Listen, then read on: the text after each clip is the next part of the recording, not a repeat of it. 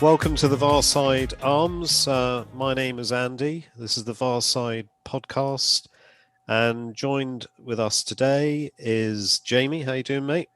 Yeah, I'm doing all right, thanks, Andy. What a time to be a Spurs supporter at the moment. It's just fabulous, isn't it? You know, if you said 2.5 years ago, you know, we're in a Champions League final and said, right, in 2 years' time we're going to be mid-table shit, you wouldn't have believed it, would you? So, I don't think you would, no, especially after the Pochettino years. You just wouldn't believe that we've gone back so quickly to this level. But we've gone backwards as quickly as Højbjerg's back passes, haven't we? So, and they do go back quite quickly. Yeah, you're right there. And on a regular basis as well. Yeah, and we're also joined by Simon. How you doing, mate? Hello, I'm all right, hanging in there, keeping a smile on my face. Someone has to, don't they? Well, they do, yeah. So, I guess we need to talk about the games, and we had a game on Thursday, didn't we, against Vitesse, and Nuno decided not to take any of the first team players and play a second string against Vitesse. And was he right to do that? In retrospect, it doesn't look like so, like it was the right thing to do. But what did you guys think, Jamie? What did you think? Well, I mean, obviously it was a complete disaster, really, wasn't it? I missed the first half due to picking the dog up from the vets, and saw the second half, and it was quite lackluster, really, wasn't it? You know, you've got Dele Alli in midfield there and Winks. Ellie slows the play down every time he plays. You know, I haven't got a clue what's going on with him. But I mean, in terms of the lineup, I think my main concern was looking at the bench and seeing that we had absolutely nothing on the bench. You had Lo Celso running around, falling over, couldn't string a pass together. Yet when he plays for Argentina, you know, you see rave reviews about him. You know, there wasn't any service getting up to Scarlett. No, exactly. Either, which was incredibly disappointing. And then we had that sub where Marcande came on. Yeah, he did all right. And he actually did more in, you know, the 15, 20 minutes he was on by doing that turn and winning the free kick than Scarlett did in the whole game. So he appears to be a player to look out for of the future, really. But I think he is. I think he's quite a talent. But, I think Scarlett, in the same way, you know, and we'll go on to the West Ham game, but the way that our forwards get isolated up front under Nuno is becoming such a common thing now. So if you're Scarlett and you're really inexperienced, it must be incredibly tough to play in these games. And Scarlett does look he does look like a boy playing against men, doesn't he? You know, he does, yeah. You know, you had obviously the likes of Wayne Rooney when he burst onto the scene at just under 16 years old. You know, he looked like he could handle himself, but Scarlett really does look like a little boy out there. And he's not the sort of player that can impose himself on games and that. And he thrives upon getting the right service, which he's got absolutely nothing of in the games that he has played. But just looking here again, you know, we'll obviously come onto this for the West Ham game, but we only have one shot on target. Well, in the second half, I don't think we had any. No. I don't think we had any shots on target. Oh, so I missed the shot on target then. Yeah, you missed the highlight. Yeah, it must have been a good one. Well, presumably, I can't remember it. straight at the keeper. Yeah. Did you see the game on Thursday, Simon? I did, and I thought that on paper it was a relatively smart thing to do. So we kind of got through Newcastle the previous weekend.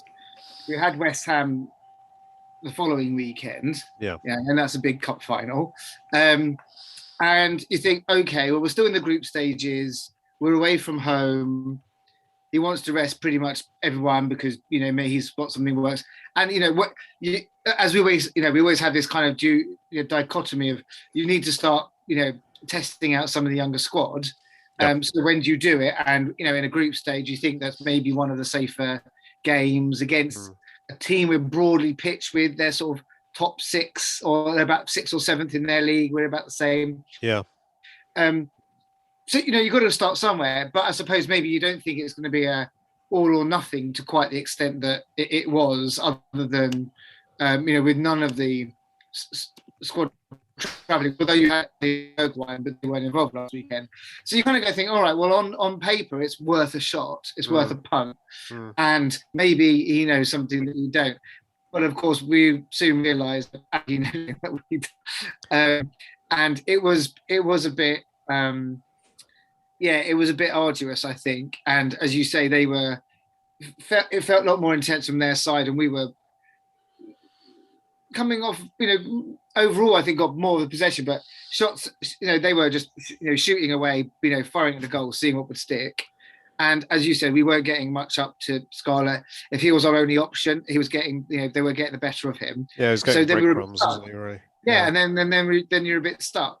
And you kind of think, okay, well, if he's watched them and they're actually, he got, the weaknesses and you're going to go for it, and he thinks that he can win it, then great. But that wasn't to be, and that kind of frustrating. Again, he tried that against Paco de Ferreira, didn't he? Ferreira Rocher. And it didn't work there. We lost 1-0 there, and it was a similar type of game where it was just very turgid. We were very disjointed. And it happens again at Vitesse. So why repeat your mistakes? That surely is the first sign of insanity, isn't it? If you keep doing the same things incorrectly.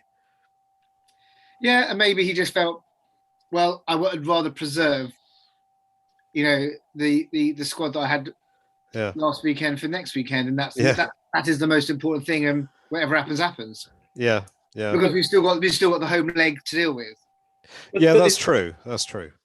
But sort of this whole approach of obviously leaving the Newcastle winning team at home and sending out the B squad, to a certain extent, I don't think that's healthy for the team, because obviously the A team know that they're the A team and they can do whatever the fuck they want, and they're not going to get dropped.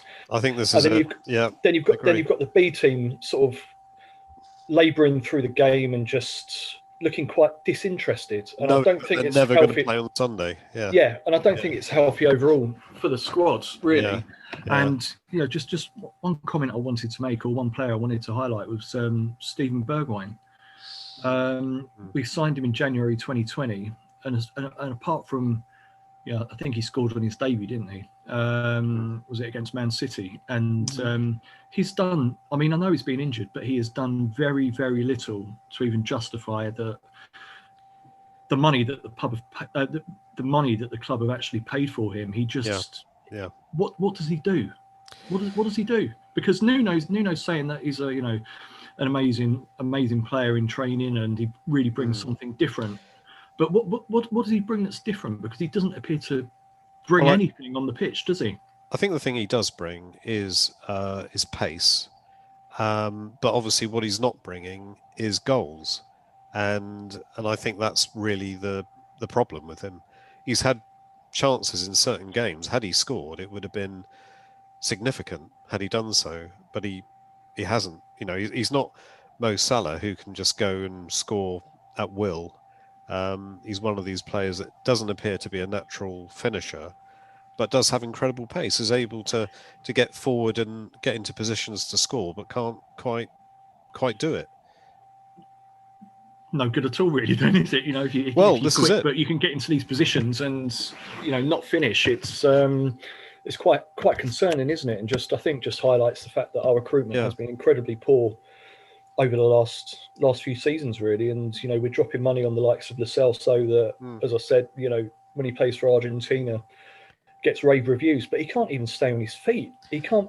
I think the other problem is as well, when we had Pochettino, and of course we can always keep referring back to Pochettino because it was very popular and it worked. But with Pochettino, he used to improve players, and I think that's one of the things we forget. With Bergwijn, I think he would have improved under Pochettino. He would have become an incredible player, probably scoring a lot more regularly. And I just don't think that Bergwijn's really improving. But then he's played under Mourinho, who kind of isolated him out the team. So, it's maybe not totally his fault. He hasn't really had a good run in the side. And I think just there you're touching on a problem which divides the squad in two, which is you've got those who grew up and played under Pochettino and sort of sort of old faithful and were aligned to that style. And then you got those who then we had the gap, and then you got those who've come through latterly who've just basically landed in a complete shit show and have had no consistency whatsoever in terms of leadership and training style and system and anything else.